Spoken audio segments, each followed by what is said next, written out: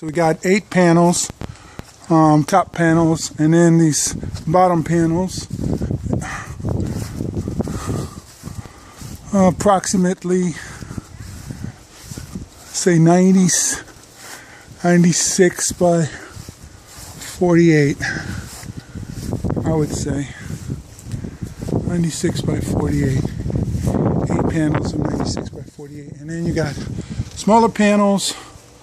I'd say that's about a 36 by,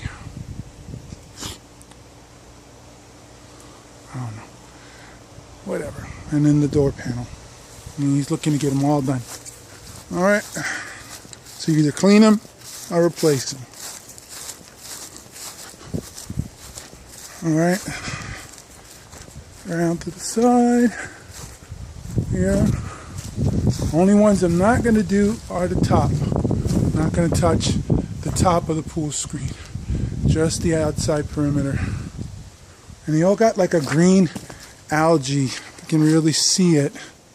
It's hard to make it out. If I go on the side, you can see it almost like a green algae growing on it.